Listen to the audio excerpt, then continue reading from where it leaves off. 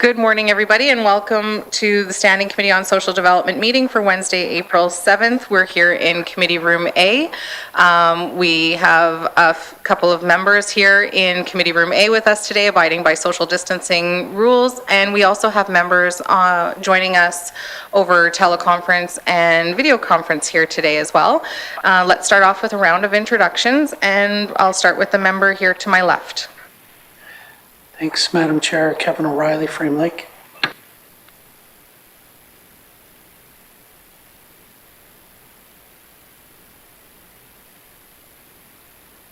Thank you very much, MLA O'Reilly. We'll turn it over to MLA Semler on the phone lines.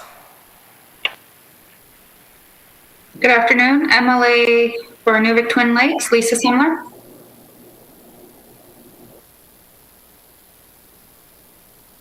Katrina Knockleby, MLA for Great Slave. Rylan Johnson, MLA for Yellowknife North.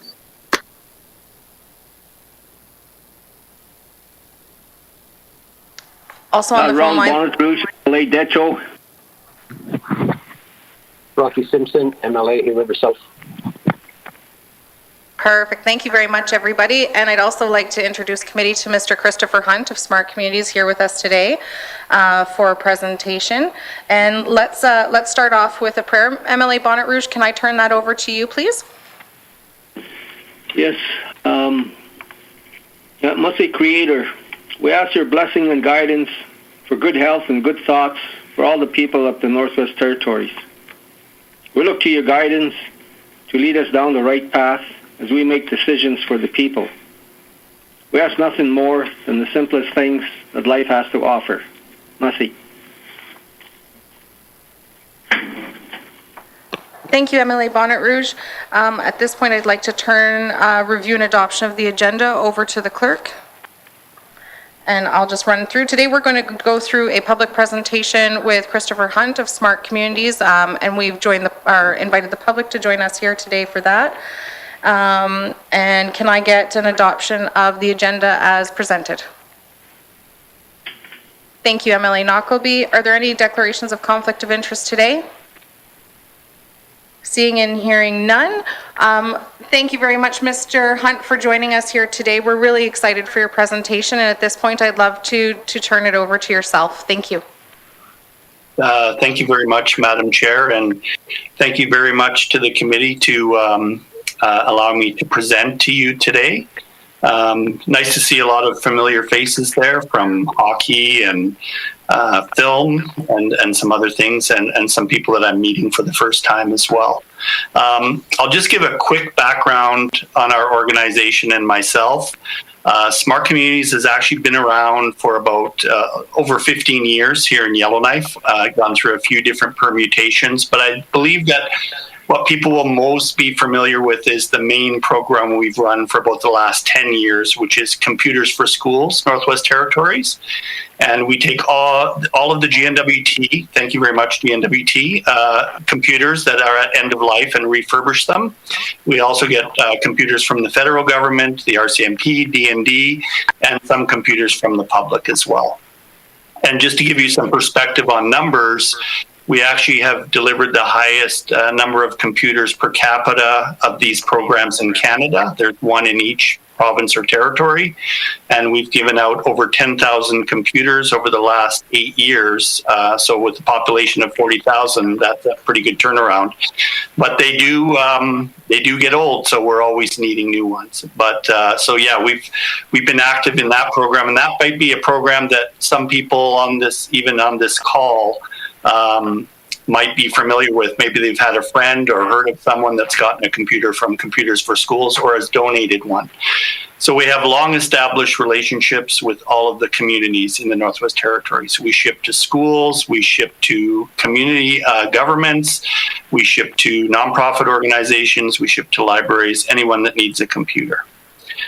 So I sort of left the private sector about 3 years ago to do this. I was the chair for many years on a volunteer basis, and I was asked by the board to take on an executive director role that would allow me to do more of what I was already doing on a volunteer basis full time. I was lucky enough in my private sector business. I invented some asphalt technologies that were adopted across the country and purchased by a large company. So it's allowed me to do what I'm really passionate about, which is helping communities in the north. I grew up in a small community in Nunavut, Pond Inlet. I grew up in public housing, so housing is near and dear to my heart. Our organization has a mandate, and our mandate is, it's very broad, and so some people might go, well, how do you go from computers to housing? Well, the answer is this. Our mandate is to improve the lives of the residents of the Northwest Territories through the use of or providing access to technology. And of course, there's no technology more important than a house. We also talk a lot about priorities in our organization. And I think there's probably number 1 and 2 on the list that would be universally accepted by humanity, that is a right that all humans should have access to, and that's food security and housing. So I am totally understanding of the status, the crisis status that the Northwest Territories government has placed the delivery of housing on. And so we have been meeting for over a year on this. What can we do as an organization? We are nonprofit. To date, we have not needed any funding from the GNWT. We get we have very generous funders from the federal government for our various programs. We've expanded into a digital literacy program with the University of Alberta and Aurora College. We just recently went into an exciting venture with CKLB Radio, where we're going to be doing technology learning over the radio. We've had our first 2 shows already. So we're very active in doing whatever we can to help people. But we all know that without access to food or shelter, all of the other things become very difficult, whether it be education or health. And we all know what the results are of some of the studies that are happening, especially from our small communities. So with that in mind, we met as a group, and we asked ourselves, what could we do to help? And we were planning to probably take a year to just get to stand up as an organization to deliver housing. But with the announcement of the Rapid Housing Initiative and realizing there were these capital dollars out there that could possibly go to waste, we got lucky and we found a builder that has northern experience, is currently, we didn't know at the time, but is currently the top design builder for BC housing in British Columbia, the second biggest social housing market in the country. And they have, to date, in all of their projects with BC Housing, I think it's like over 80 large projects, have never once been over budget or off schedule. And we all know we could use some of that here in the Northwest Territories. So we met with them. They loved our model, the fact that we were a nonprofit. We weren't going to be marking up their products, but we also emphasized that our organization is absolutely committed to maximizing not just the housing in the north, but maximizing all possible ancillary benefits from building those houses. And our builder is 100% on board with that. So that will include training of local community members. These houses, although modular, still need site preparation. They need to be stitched together. Roofs need to be installed.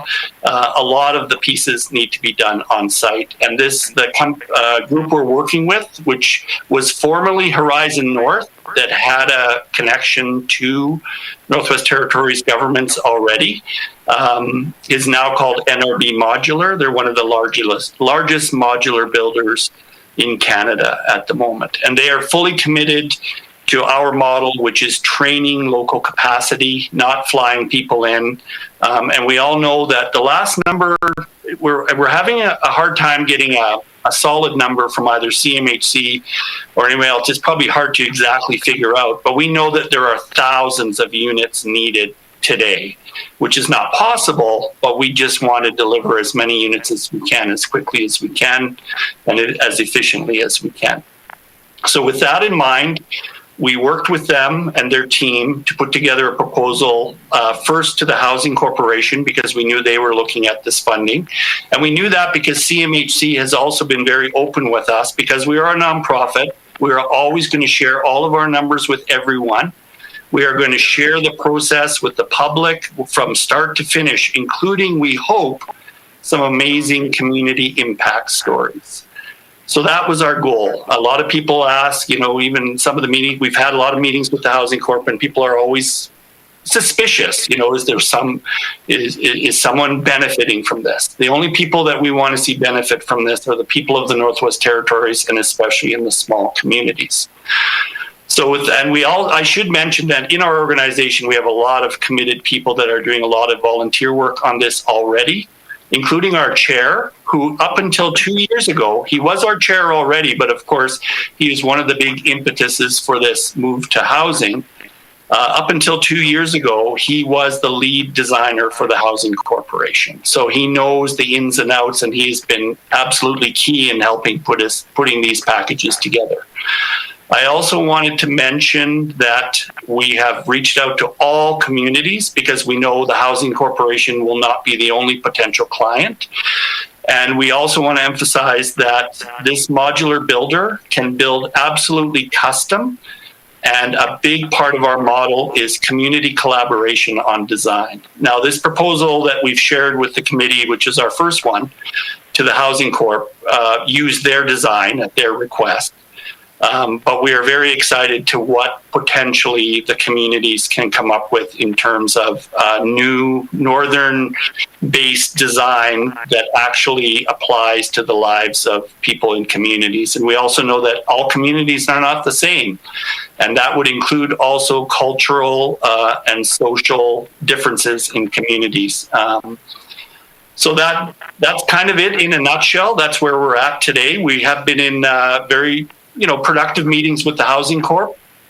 We are pushing them because one of the biggest challenges is deadlines. And as you can see, in December, we provided them a firm timeline, but that timeline every single day becomes more trepidatious because there is about to be an infrastructure boom in this country. As we know, I think it was 180 some odd applicants for the RHR funding. 680, and only 180 were funded.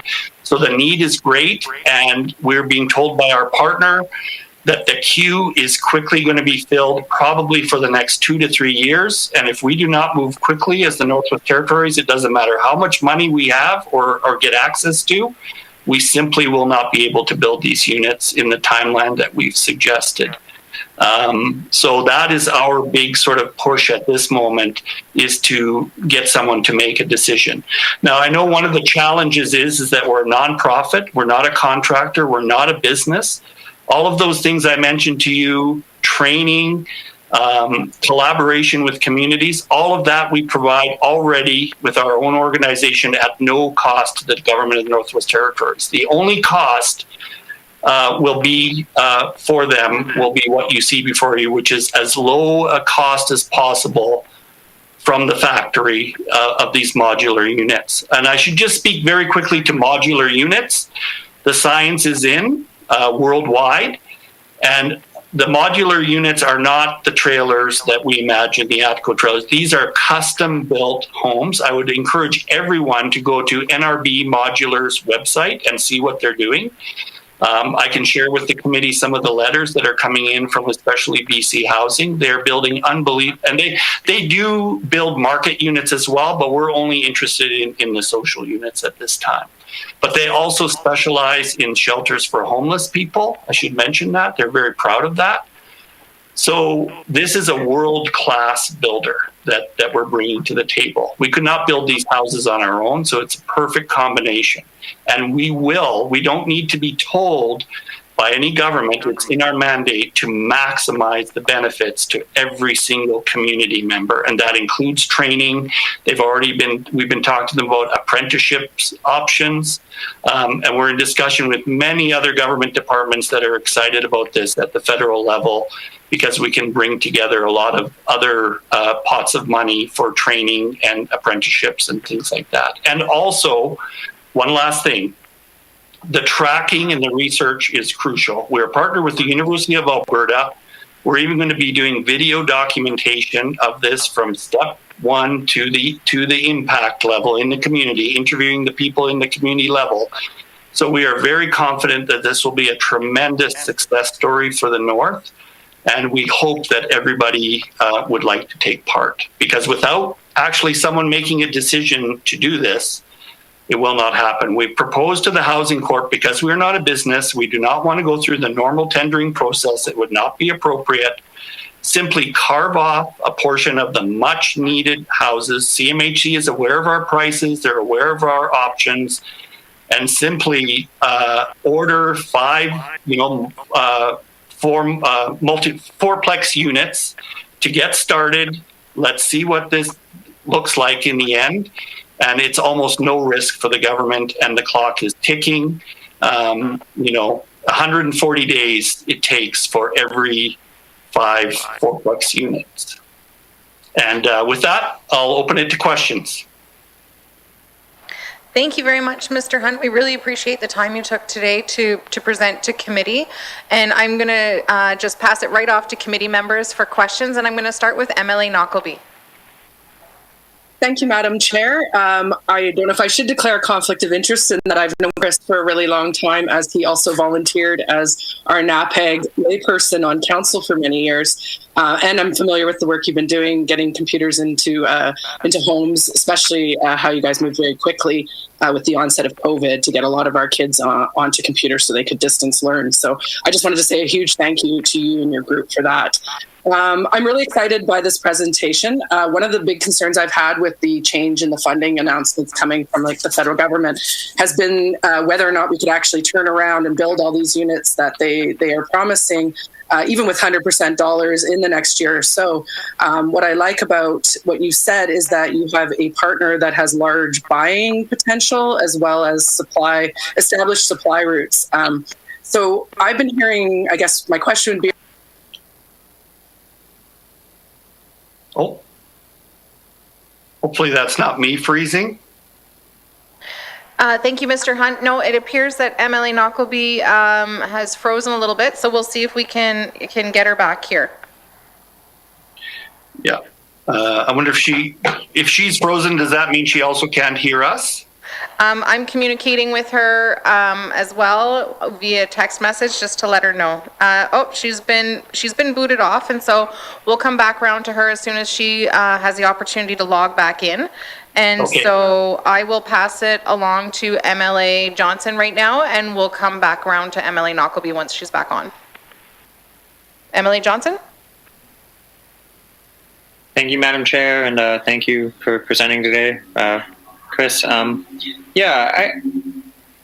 guess I have no issue, with modular, and I think, in a lot of ways we're gonna, whether it's SIP paneling or modular, it's going to be part of the solving the housing crisis and part of the Housing Corp's plan moving forward. I guess I was looking for a little bit of clarification on your proposal. Is what you're proposing here is to work with this and build these units for, say, the Housing Corp, or would you have any role in the operations and maintenance after? I mean, smart communities, because we have a number of nonprofits trying to build housing, but they also come with a proposal to then get O&M funding and own that housing and run social housing. But is smart communities looking to get into the sort of maintenance aspect of housing at all, or is this simply just construction of the asset? Thank you, Madam Chair. Exactly. So I should quickly step back. The reason this specific proposal that's in front of you was done so quickly is because the Housing Corporation, we knew they were putting in for 15 units. We met with them and they told us they were, and they seemed surprised that we could get this together as fast as we did. So this was just for this specific program, for this these specific capital dollars. Absolutely, what you're talking about is part of the larger discussion we're having internally and trying to have in all our collaborations with the communities, and also our discussions with CMHC. And I should mention that there's a branch of CMHC. I know it's standalone, and it's got a long title. I think it's the Northern Housing Innovation Center, but it's basically a nonprofit branch of CMHC. We've had a number of meetings with them. They're very excited because they haven't found a way to get into our smaller communities. And that is their mandate, is to stand up nonprofits in all and the smaller NWT communities that actually focus on that. The O&M models, whether it's a hybrid of co-op and cultural tradition, absolutely. It's a very complicated subject. Our chair, who was the lead designer for the Housing Corporation, his obsession is also O&M. We strongly believe it could be done a lot more efficiently. So that is a big part of what we're looking to do as well, which is the bigger picture. So we have reached out to the smaller communities directly. And when we reach out to them, we don't just say, hey, here's a house, we'll deliver it to you. Of course, we're going to talk to them about that crucial part. But one of the things we like to say about O&M is sometimes it's used as a bit of a boogeyman to not build houses, because people will say, oh, it's going to cost this much over 20 years, which number one, we think could be inflated for various reasons. But number two, you don't pay that all up front. You don't pay 20 years of a house in the first year. So that's not a reason. I'm sure if a house is built well and you have a house that's there for 20, 30, 40, 50 years, there's going to be some smart solutions that build up on O&M. So we don't like O&M to be used as sort of the boogeyman to not take advantage of free 100% capital dollars from the federal government. So that's but we are definitely we're looking to provide solutions on that, and home ownership. Perhaps one of our future presentations will be on what we feel is the right of small communities to not have to pay for housing and food, but that's another discussion. Thank you very much, Mr. Hunt. Emily Johnson, do you have a follow-up question? Yeah, thank you, Madam Chair. And you may not have those numbers right off the top of your head, but I was hoping you could give us any. I see you did a Class C cost estimate for the Housing Corp. Kind of where these modular units ordered, from a large manufacturer are coming in, because the Housing Corp is doing this. They're getting all sorts of class estimates for their home ownership program, and a typical kind of 4-bedroom home in a lot of our communities is coming in at $1.2 million. And I think a lot of the cost is not necessarily driven down by using modular or using SIP paneling. A lot of that cost is just site preparation, finding the gravel, creating the pad, getting the engineers. And I think there's a bit of a misconception that, modular just drastically reduces the price. But if you talk to most contractors, that half of any building is sorting out and logistics, and so much of that cost, I don't see. Can you just speak to, Sure. in your general class estimates, where you're coming in at a price point? I personally think the housing is on the very, and we can bring it down with modular, but where you cost savings you found. Thank you, Madam Chair. No Thank you, problem. Ms. Emily Johnson. Mr. Hunt? Thank you very much, Madam Chair. Thanks for that question. So that estimate that we gave was at the request because they didn't know where the houses were going to go. So we used Hay River as a jumping off point. I should say that my background in the asphalt business, I probably know every trucker in the Northwest Territories. So logistics wise, we've done multi-million-dollar asphalt projects across the country that had hot asphalt that cools in an hour. And if you don't get it done, the buses aren't running in Mississauga. So I am not concerned about the logistics side. The North is amazingly smart when it comes to doing the best possible. So when you look at those costs, $260 a square foot. I do have some internal sources that right now that the number that the Housing Corp is looking at is between $700 and $800 a square foot. So of course there's extra costs after Hay River, but they are not $500 a square foot. And back to modular, this is more of a universal. Modular has some work to do. the whole term modular versus trailer versus stick built is a lot of that is actually it's more semantics than anything else. So I should point out that the modular buildings that are being built by Horizon North, who has experience building in the north, they just, by the way, they just delivered. I know one of our committee members is from Inuvik, and one of their most recent projects was for the Nitat Gwichin in Inuvik, and as I understand it, it was a complete success. They have a history of also working directly with Indigenous governments, and of course, groups like BC Housing. They have a factory in Kamloops, a factory in Calgary, which our units would come from, of course, the closest, and they have factories in Ontario right now. These factories, they point out, they built like stick built. It's all regular carpenters, etc. It's not like a trailer factory. And the only thing the reason it's so efficient is you're not dealing with the environment. And of course, we know the environment up here can be very challenging and has caused a lot of problems. So I would challenge that assumption. And the whole SIP panel idea is that's not even really there anymore. So these are stick-built homes, but built in a massive facility that basically controls the environment and maximizes quality.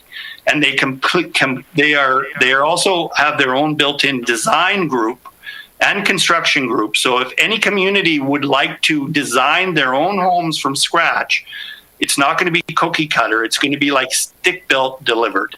So I should emphasize that. I think the whole modular industry needs to do a little bit more on where they've come in the last, say, 5 years. Thank you very much, Mr. Hunt. Let's go back to MLA Knockleby. Thank you for that. Sorry, I lost my connection there. I think where I was at was going to ask you about the fact that you had mentioned you had a larger partner, and I'm glad to hear you mention that there is cases that we can look at here in the Northwest Territories to have to see the proven technology of this group.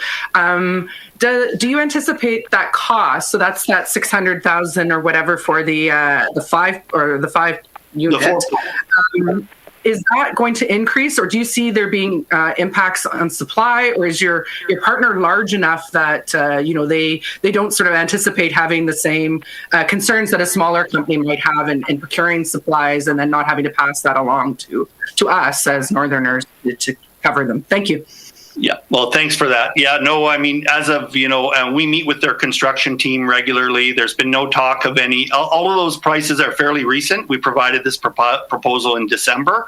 So there's been no talk. I know there is some concern right now about steel, and we are talking to the Housing Corp about changing the way they use these space frames currently that are all steel, 30,000 pounds of steel, and steel has gone up 50%. We met, I should have mentioned this story, a good northern story. We met with, they're called Paul Brothers. They have another branch called Nextreme, Indigenous organization.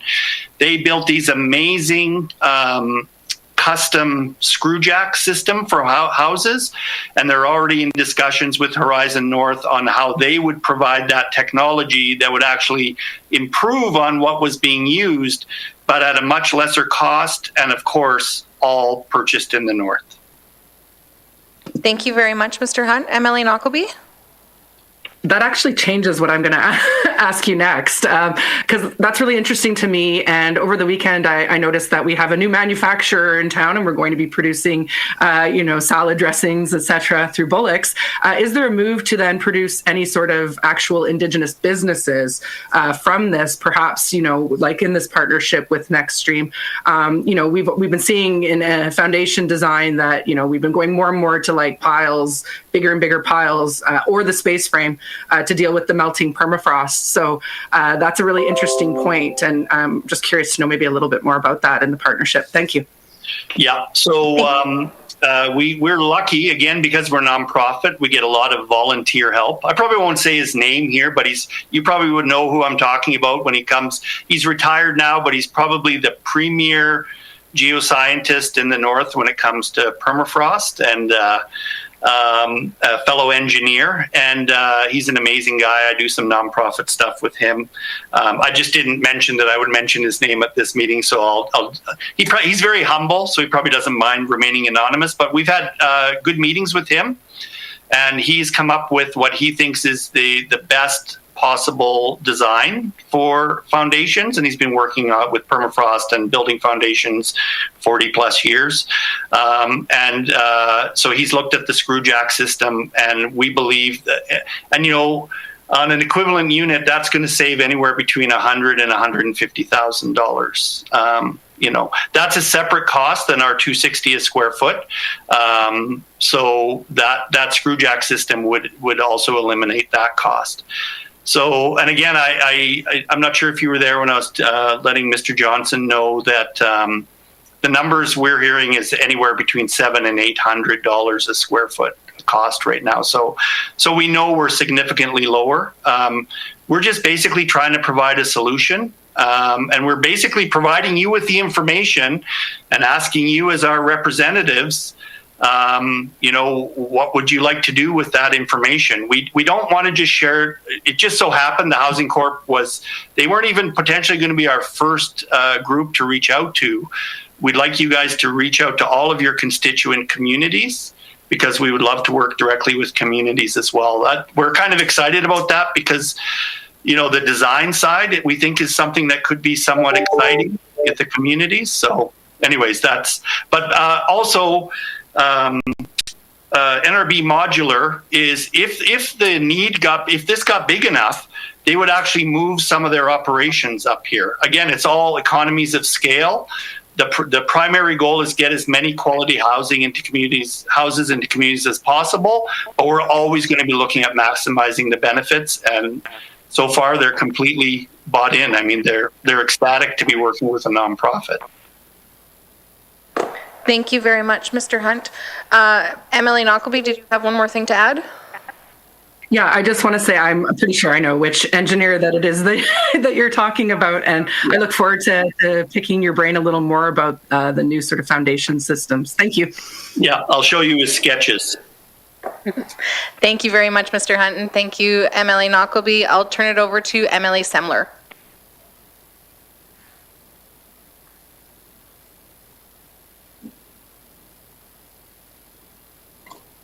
Please. Can you hear me? Yep, we can hear you. Please go ahead. Oh, there. Okay. Yeah, no, when you were talking about the foundation, I know in Inuvik that it's been we don't have the capability of building any basements or anything, so everything has to be above ground or with pilings. And I know with that new NETAT building, just because my husband was the president of the NETAT when that building was being built, and I know that even with the foundation, they were thinking of going piles, and because of the ground thaw underneath it, they would be so far down that they went with the triadenic. Is that the same as the screw jack system that you're talking about? So triodedic is the system they're using right now, the Housing Corporation, and we have talked to them. They've also given us pricing that would not be marked up. They would work directly with us. It's just the cost of steel, Ms. Semler, since that building was built, has gone up 50%. And I know that building was much larger. I don't know how much steel that probably used, but the four plexes we put in our proposal, they would use about 30,000 pounds of steel shipped. So it'd be more expensive. So again, we're looking at collaborating with, and I know, like you said, there was probably lots of consultation with the NETAT group. So that's what we like. There's some smart people getting in a room talking about the real world situation on the ground in communities. And it's always going to be a balance. Never give up quality, but if we can save costs and build more houses, we're excited to have that conversation with communities. Yeah. Thank you very much, Mr. Hunt. Emily Semler, do you have a follow-up question? Yeah, and I'm just more following up with the screw jack system. So the screw jack system that you're talking about, So this would be less steel or less material, or how does it? Because I'm so used to here in Inuvik, we use the steel, like they use the steel piles, which even that, like, you know, before you even get to build a house, like where there's a few houses going in right now, and you know, you're in it almost 100 and almost 200 grand before you even put a stick of wood in a, you know, Right. 2000. Yeah. So the engineer we're working with, again, who's 40 plus years working in the north in all the small communities and with buildings, he knows about the triodetic system, and he says, yes, it works, but it's expensive. And he believes that, again, going back to some of the simplest solutions, first of all, these screw jacks are not expensive. So basically, what he would suggest, and this is what's being discussed with the builder and the group that builds the screw jacks, is that you actually make the base of the building much more rigid. So it can actually, it will not, you know, you won't get the cracks or anything like that if it does shift. And with the screw jack system, they're like, I forget how many every feet. They're easily, like if one corner started to slump, they would literally just, you know, the other screw jacks would support it, and you could actually get under there easily and quickly just build up support with simple heavy equipment and instantly. So in other words, it's easy to maintain if anything starts to go wrong. Like he said, you never want high technology in the north because you never know when you won't have access to it. So it's just one thing that they're talking about. You know, again, it's exciting because it's discussion around what works best for the north. And so, yeah. But yeah, I'd be sure. I was letting Ms. Knockleby know that I'd share more information on that with her. So I will share that information with you as well. Thanks. Thank you very much, Mr. Hunt. That's much appreciated. And next, I'm going to pass it over to MLA O'Reilly. Thanks, Madam Chair, and thanks, Chris, for presenting today. And I guess if I've got a conflict, I used to play hockey with Chris, and I miss shooting at him. But look, no, interesting presentation. Appreciate that. I'm still trying to fully understand, though, what the relationship is that you want to have with the Housing Corp. Basically, you want to be the construction manager, deliver the units, and then the Housing Corp would take over ownership and maintenance of them? Or are you open to other options like a community taking over the units? Or I'm just trying to understand what the relationship is that you want to have with the Housing Corp. Thanks, Madam Chair. Thank you, MLA O'Reilly. Mr. Hunt? Thank you, Madam Chair. Yes, thanks for that question, Kevin. For sure, we're very ambitious. We want to look at all different types of ownership models and what works, and we know that's complicated. So this proposal in front of you is just one quick snapshot proposal that was quite easy for us to do because the Housing Corp said, look, at this point, it was they hadn't even asked for proposals yet, but we had met with them and we said, would you like us to give you one? And they said yes.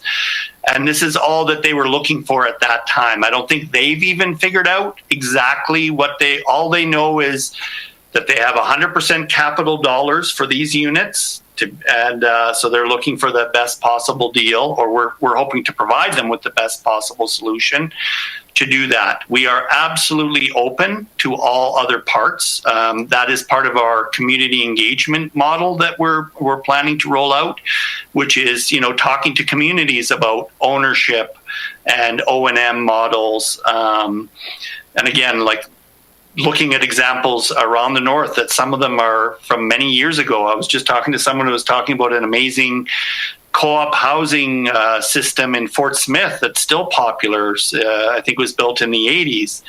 And, you know, so we're open to all of that. All we know is for this proposal that we have an amazing builder that is committed to working through us and maximizing northern benefits. And we could answer this basic request from the Housing Corp, which is how much would it cost to get these units to Hay River? We have told them multiple times we're totally open to helping with all of the rest. So hopefully that answers. Thank you very much, Mr. Hunt. MLA O'Reilly? Thanks, Madam Chair. Yeah, that's good. I'm also wondering whether you've looked at other potential programs like the co-investment fund. And I know the co-investment fund has its own issues in terms of the length of time it seems to take to get money approved, but have you looked at other programs as well? Thanks, Madam Chair. Thank you very much, MLA O'Reilly. Mr. Hunt? Yes, thank you, Madam Chair, and thank you, Kevin, for that question. I should point out that we've been meeting with CMHC throughout this process since November. And we share everything with them. So they're well aware, and so they have a number of different programs. They're even talking about standing up some programs that they're constantly sending us new funding pots of money that they ask us to tailor a proposal for. We've sort of told them at this point that we're going to tell them what we want to do and what we see happening, and then they can just let us know what they feel fits. I did mention earlier in the presentation, and again, the name eludes me at this point, but they have a nonprofit branch of CMHC, which is all about creating community nonprofits around housing. And to date, I don't believe they funded any NWT communities, and they're struggling. So they're going to work with us to do that. So there definitely is lots of extra funding out there. So we're just basically trying to find the best possible way to get as many houses built and delivered to the Northwest Territories as possible. And for this small proposal to the Housing Corporation, we just need someone to make a decision because the clock is ticking. That's the big thing for us. Thank you very much, Mr. Hunt. MLA Simpson? Thank you, Madam Chair, and thank you for the presentation. I just wanted to, I just looking over the documents and the presentation there, slides that we got. And in there, you say that it's Indigenous nonprofit organization. I'm just wondering, is that Indigenous Aboriginal or just Indigenous Northerners? Thank you. Thank you, MLA Simpson. Mr. Hunt? I only recently became aware that the word Indigenous could even apply to anything else, I must admit. Indigenous, of course, in the sense of Aboriginal. I am not Indigenous, although my first language is Inuktitut. Like I said, I grew up in an Inuit community. But our governance structure, which we just recently changed, the way it works in our organization is the members of our organization are Indigenous nonprofit organizations, and then they appoint a member committee and a board. This structure was just changed, I think, in October. We changed all our bylaws. We were already majority Indigenous governed on the board at that time, but we wanted to formalize it. So our governance is Indigenous in the Aboriginal sense, yes. Thank you, Mr. Hunt. MLA Simpson? Thank you, Madam Chair. I guess for myself, we haven't had a briefing from the Housing Corporation at this point on the direction that they're actually taking or looking at with respect to, putting these houses on the ground. And for myself, I guess my focus is looking at northern build, northern employment, and supporting northern businesses. And I'm familiar with Horizon North and what they've done, and I kind of followed them over the years. And I've got no problem with with what they build and the quality. But we also have a couple of manufacturers, one in Inuvik and one in Yellowknife, and I want to make sure that at the end of the day that and I think most MLAs have been saying that is that we want to maximize the dollars that stay in the north, and but at the same time trying to ensure that we maximize the number of houses going on the ground as well. So have you guys reached out to the manufacturer in Inuvik or the one in Yellowknife? Thank you. Thank you, MLA Simpson. Mr. Hunt? Thank you, Madam Chair, and thank you for that question. Absolutely, that's our mandate, is to maximize the benefit to the north. So it's this interesting balance that you mentioned, Mr. Simpson, between getting as many homes as they're so needed in the communities. You know, people are getting sick and they're dying, you know, from lack of adequate shelter, you know, with the medical issues that are arising from this. So it's always going to be this interesting balance, but we want to have the discussion with the communities. You know, if a community says, look, we don't care, we just need houses first, and give us some breathing room, and then we can maximize, you know, to the ones that are like, nope, we want to do design right from the start, we want apprentices, we want to take our time. We're excited about that option as well. So we're open to both, whatever makes the most sense for the North. I am aware the one manufacturer is actually a friend of mine here in Yellowknife. I don't want to disparage anyone's capacity, but as I understand it, he might, you know, he can only deliver so, you know, he has a very small capacity compared to what Horizon can work with. But we're actually interested in working with him and some of his unique features on insulation. Again, a personal friend. I've had lots of talks with him about housing, and he knows about our nonprofit organization. The last meeting we had with the Housing Corp, they stated that they didn't think that the group in Inuvik was active at this time. But again, I'm not even aware of who they are. That's just what we were told. We were told in our meetings that there is no current capacity that can fulfill even close to even the need for this 25 million that needs to be spent in a year. As I understood it, the Housing Corp was actually looking at stretching that over 2 years. But now the federal government has said, no, you need to spend this money. So again, our solution, we didn't even know that would happen at the time, but our solution, you know, is very timely, I believe. I think we all need to just get some breathing room in the North, get some homes to people so they're not getting sick and being medevaced. And then we can, you know, really concentrate on building up. You know, we've talked to, this might sound pie in the sky, but one of our first conversations with Horizon was, you know, if we get enough action happening in the North, could you not build, you know, at least a secondary manufacturing unit in the North, not even necessarily in Yellowknife? And they said, absolutely, they would be open to that. So I'm very excited at what the future could bring.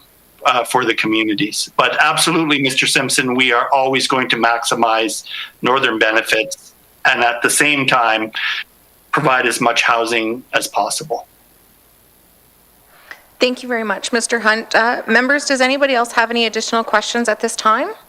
Hi, Caitlin, Ron. Absolutely. MLA Bonnet Rouge, the floor is yours. All right, Mussy, Madam Chair. Mussy, Mr. Hunt, for your presentation. My name is Ron Bonfrush. I'm from Fort Providence. And I've watched construction industry in the North for quite a number of years. I've worked as maintenance in quite a number of years, plumbing and heating, jack of all trades, master of none type of person. And I always hear, you know, the sales pitch that, you know, you're going to maximize benefits to the Northerners. I kind of like scratch my head, and when in fact these modulars are being built in the South. Price tag at, let's say, $650,000. How much of that is being maximized in the North? And from the tone of things, it seems like everybody's a rush, and there's a rush sales pitch all over. I'm not discounting what's going on here. If housing is paying for it, somebody's paying for it, well, you know, it's not going to bother me. Because already, when the news came out last month from the housing minister about the rapid housing initiatives, I asked, well, you know, who's benefiting really financially? Because we're trying to keep money in the North for the Northerners and for Northern contractors. We're working hard to maximize benefits for Northern contractors, and mainly, and a lot of it is Indigenous. And And we need to, kick some of them in the rear. To start being innovative and start these construction companies. But, you're saying space framing and everything. What's the difference between why couldn't you use wood block instead of like screw jacks? If the price of steel so much. Plus the lumber prices are going up too. They're astronomical prices for lumber, regardless where you are. And then up here, anything that has to go through the bridge needs a bridge toll. I'm just wondering. I got lots of those questions, and then who's actually building your foundation pads, gravel pads, or else screw piles or steel piles. Maybe I'll just start with that, Mussy. Thank you, MLA Bonnet Rouge. Mr. Hunt? Yes, thanks, Madam Chair, and thank you, Mr. Bonnet Rouge, for those questions. I can hear in your voice that you're frustrated. I'm very frustrated as well. I hope that you do not see this as a sales pitch. We are not a business. We make no benefit from this other than more housing in the north. Absolutely, we talk about it all the time. We're not just giving lip service to maximizing northern benefits, and especially to Indigenous peoples and Indigenous communities. I live and breathe that. So please, I hope you do not see that as a sales pitch, because if that's what it comes off like, I did not do a good job in this presentation. We see the dilemma as the need for housing, which is killing people because they're getting so sick, too many people in a house, being medevaced for viruses, and of course, maximizing economic benefit. It's a terrible balancing act. And our attitude is whatever is needed, let's just provide. All we're providing is a solution here. If people don't want to take it, they don't have to take it. We're nonprofit. We're not going away tomorrow. We have a lot of other programs we're going to be doing. So I really hope that at least you see that we are not just another company. We had to find a builder. We cannot build homes. We do believe in the modular when it comes to quality, but we want to see community involvement in the design. This company has offered to bring down apprentices to these factories and learn this technology. We already have over 12 interns across communities that do technology with us. We're trying to put a full-time technology champion, as we call it, into every community. So please do not see this as a sales pitch from a Southern company. It is not what it is. And again, if I conveyed that, then I did not do a good job here today. So I would reach out to you and ask you, what does your community need? And the whole picture, from the housing to the local employment and the training, the pride of ownership. What kind of model would your community like to see when it comes to home ownership? We are interested in the whole picture. This proposal was simply done quickly for the Housing Corp because they said, we just want to know, they were requested from the federal government that it be modular, and that they needed a modular option for this. And we thought this, at the very least, if we can maximize northern benefits from this, on making sure that the foundations are done and prepared by the local people, the logistics are done by local shipping companies, that we would be able to maximize the benefit. So, hopefully I can convince you further. I would love to talk to you about your community. Let's see if this model can work. That's all we're asking. Thank you very much, Mr. Hunt. Emily Bonnet Rouge, do you have a follow-up question? Yeah, I don't want to say too much as to what my community actually needs, as my Dennett band here is working with NWT Housing Corporation for this rapid housing initiative. I think there's supposed to be 5 or 6 for our community. And they haven't shared any details with me, which is kind of odd. But anyways, that's why I don't want to say what we should have. And I know we always get these little box houses anyways, and that's what we're going to get. And I'm just surprised about the astronomical cost for them. Because several years ago, we used to stick-built homes for $250,000. And that created a lot of local employment. And it maximized the benefits to the Northerners. So I know you guys are working with Housing Corporation, and I guess we have to put all our faith in the Housing Corporation to act in the best interests of the people of the North. Although I've had lots of questions to Housing Corporation as to how they are saving money for the Northerners to extend the life of the Housing Corporation program beyond 2038. Because I've had lots of, questions and suggestions to them that they convert all their units to wood pellet boilers on district heating systems. That'll provide significant savings and contribute to the greenhouse gas emissions targets. Now they're saying, well, we're going to come up with our energy plan finally by spring, they're saying. So, crossing my fingers that we'll see something. They do have some initiatives going on in the communities. That's good for them to open their eyes and really look at that. But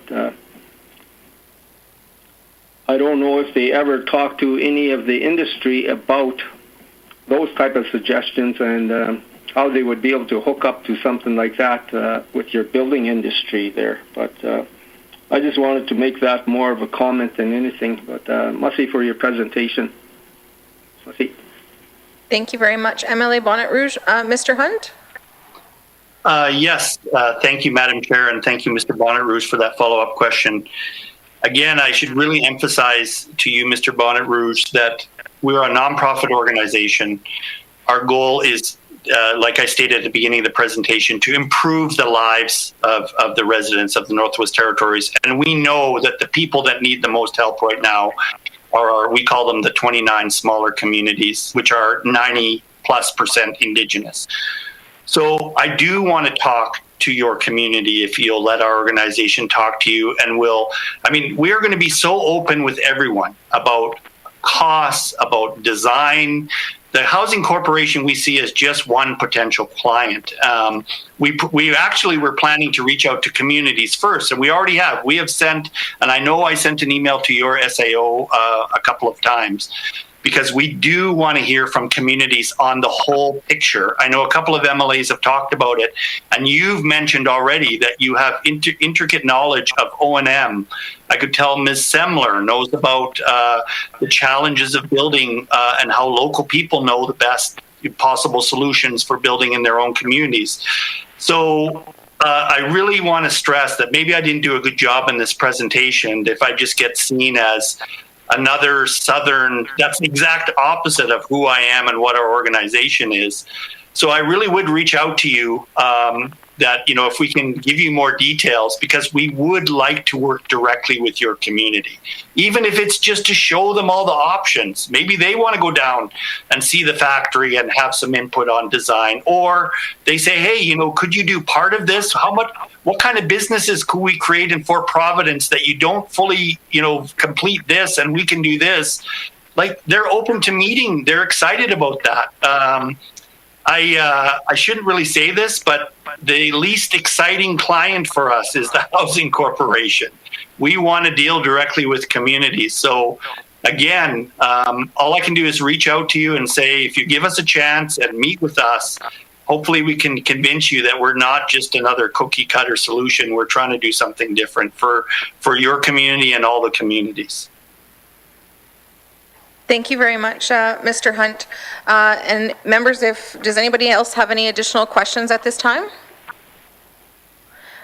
Hearing none, Mr. Hunt, I just have a couple of questions for you, if I may. The first question I have for you is, we've spoken a lot about home building today. And I'm wondering if, given your experience across the Northwest Territories in housing, if you can kind of speak to some of the challenges or barriers that you see homeowners across the Northwest Territories having. I think as a committee, we'd really love to understand from homeownerships what Northwest Territories residents face, and we'd love your input on that. Thank you. Thank you very much, Madam Chair. The primary problem with homes, and especially the small communities, is of course lack of those homes. Again, back to what we said about it's a basic human right that we all take for granted: food and shelter, especially in the country we live in. One of the things that we're doing in reaching out to communities is I don't believe people even understand how bad it really is in each community, and that for many different reasons on other technologies we're involved with, the internet and access to phones, etc. We believe that the messages are not even really getting out to the from the communities. Secondly, I don't know why. I have never understood why, but we always stop at the word housing or internet as if if it's available, people will have access to it if it's there. And we never talk about the most important thing. I know Mr. Johnson has alluded to it before. Him and I have had some conversations, and that's money, financial capacity. We pretend that these small communities are the same as Yellowknife or even Hay River. Inuvik is at least is almost a hybrid solution, a bit like a small community but urban. But these communities don't even have banks, and yet they're told that they have to follow the same rules as everyone else, and they get punished when they don't. It's beyond horrible. Like the fact that we have a society in the north that puts up with it and talks around it, and we have meetings about it, it doesn't solve the solution. I really hear the frustration, especially in Mr. Bonnet Rouge's voice, because it's frustrating. People don't have any money. They don't have money for houses. They don't have money for anything. I was just talking to someone in Wequity the other day. They can't apply for jobs because none of them have access to a printer to print a resume, and all the jobs in the community require a resume. I mean, why do we talk around this stuff as if it's some big abstract problem? It's not. We need to get houses into these communities, or people are going to continue to get sick and die. So that's, what we see as the main problem, is that it's not being, I think I saw a news story that looks okay the other day, said they hadn't had a house in 10 years. And, we've been trying to get access to the waiting list. We know it's tremendously long in each community, and that's unacceptable. So I think that we just need action. We need people to start, and whether it's a combination of getting houses quickly or maximizing community benefit, whatever the solution is, we need action on this as quickly as possible. And I think the federal dollars are there if we come up with good stories and good solutions, that we can show that positive impact at the end of this. So, I mean, all we're saying to everyone is give this model a chance. Try it out. What have you got to lose? What have we tried for the last 40 years? Listen to how frustrated Mr. Bonnet Rouge is. Just give it a shot. We'll probably make mistakes, but we want to do it together with communities. So that's kind of our passionate answer to that question. Thank you very much for that, Mr. Hunton. I appreciate that. And you can hear the passion in your voice. And I think that, action, like you say, and I think we need action, and it all starts with that passion. And so I really appreciate that. And I'm on the same page as you, whereas housing, I do believe, is a human right, and that is the foundation of getting everything else going. One of the things that we've heard today is that you have had ongoing meetings with CMHC and NWT Housing Corporation, and that you do sound very well connected. Your heart's in the right place. And so I'm wondering what challenges or barriers you've encountered then trying to set up relationships that turn into houses on the ground within communities, especially where you are an Indigenous-owned and Indigenous-led organization. And so I'm wondering if you can speak to that for us today, please. Thank you. Thank you very much, Madam Chair, for that question. I think one of the big challenges is this is very unique. As far as I know, there are nonprofit, I think Mr. Johnson alluded to it earlier, there are nonprofit housing organizations across the country. But as far as we know, what we're trying to do right now is quite unique. There's a lot of people that are jaded. They've seen a lot of solutions that have not worked. So rightfully so, people are suspicious, especially in communities. They've heard it all a million times, and they're just looking for something that works. So I'd say the biggest challenge is, to basically get someone to give this a try. And that's where we saw the Housing Corp. Again, that's actually not our first choice. We want to work directly with communities, but we knew the Housing Corp has access to these funds. They need to deliver housing quickly. And we're like, well, what's the best possible way to get top quality housing and maximize whatever possible northern benefits can be had, including a lot of the stuff that I talked about earlier that we would provide, which is access to training, access even to education. Maybe a kid comes down they've offered to do a tour for communities. They come down, maybe a kid sees this and just decides overnight that he wants to be a building engineer. We're looking for stories like that. So we're just looking for a bureaucracy, whether it be a local community government or the Housing Corp, to just give this a try. And especially if it's coming, through the federal dollars. Our attitude is the more federal dollars we can get up here, turn into housing, the better. Thank you very much, Mr. Hunt. I think that's all of committee's questions for today. I'd really like to take this opportunity to thank you so much for your time. Your passion and drive is shared by committee, which is why we're here today trying to get information out and trying to put some information together that we can pass along to the Northwest Territories Housing Corporation, and working with community members like yourself is a really important part of that. And so I really thank you for your time today and look forward to being able to speak with you in the future as well. Thank you very much, Madam Chair. And I would just leave a challenge to all of the MLAs. Again, this wasn't a sales pitch. This is more about just information on what we're trying to do. And I would actually challenge your group to, with this information, what would you like to do with it? I know I've reached out to Mr. Bonnet Rouge. I'd like to talk to him about his community specifically. I've also talked to all of you that's not just about the Housing Corp, it's about your own communities. Maybe you have a group that would like to work with us. Let us know. But I would sort of put the challenge back on this committee and say, okay, you have this information, you have this option in front of you. Hopefully I've alleviated some of the skepticism.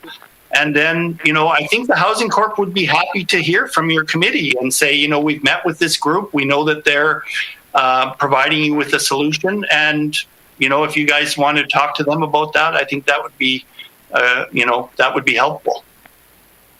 No, thank you very much for that, Mr. Hunt. I really appreciate that. And again, thank you for your time today, for sure. And it sounds like you've got some good personal connections on committee as well. And so for sure, keep those alive. Yeah, no, thank you, Madam Chair. I really appreciated everyone, this chance to present. And I think we were able to hopefully answer some of your questions. And any of you can, of course, reach out to me apart from this in our organization, and we can give you lots more details. And we just hope that someone pulls the trigger and we try this out, and we're going to show it to everyone. Yes, thank you for that. Thank you for your time today. Thank you, everyone. Thank you. Bye now. Bye. Committee members, I'll just ask for you to stay on the line if possible, and we'll just disconnect from the public briefing, and we'll go in camera here in a moment.